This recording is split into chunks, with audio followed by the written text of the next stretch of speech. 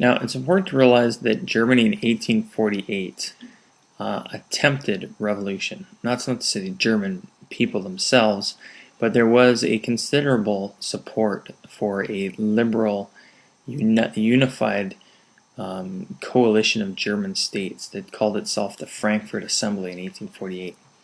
And they tried to create a liberal or rather democratic Germany that would be representation in a parliament. It would be mostly backed by middle class, upper middle class type people. And they tried to get the support of the the Prussian Kaiser at the time. And he refused to take the crown because he felt that it was beneath him to take the crown from a bunch of middle class liberals, and he himself was quite a staunch conservative monarchist. What happened, though, as a result of this, is that Germany lost its opportunity to become a liberal, democratic Germany.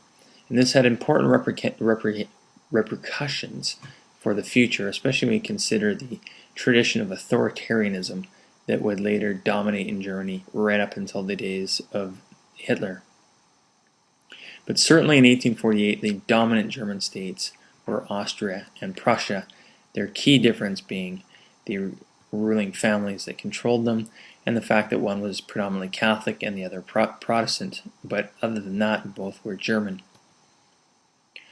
Now, in terms of industrial growth, this had a significant impact on the future unification and power of Germany.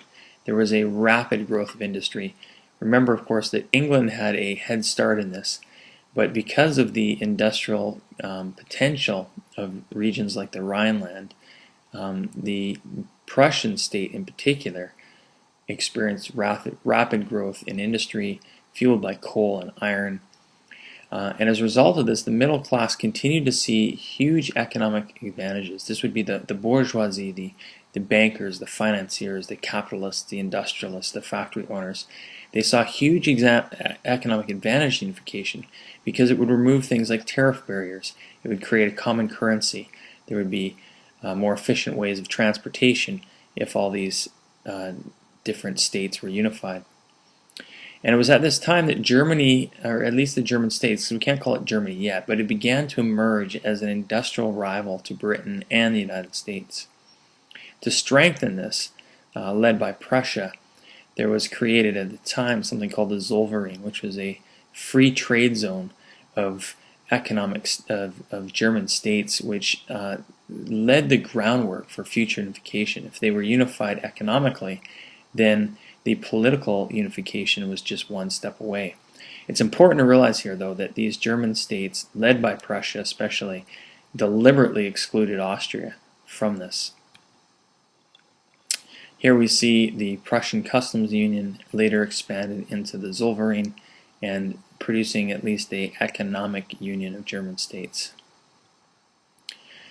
After 1815 is when really Prussia started to take the lead, or at least emerge as quite a powerful state within Europe. Remembering, of course, that Prussia was not one of the big 4 or 5 powers at the time after the Napoleonic Wars. It was the smallest and least influential of the powers that represented the Europeans at the Congress of Vienna, the peace conference that ended the Napoleonic Wars. And its influence there was largely due to its influence in terms of playing a key military role in that conflict. However, its territory had been expanded ever since the 1740s, and it had a rapidly growing population and was soon recognized as the leading state in this German Confederation. Again, this was just a loose grouping of German states that for various reasons, mostly economic, banded together from time to time. However, it was constantly hampered in the 1850s by constitutional crisis.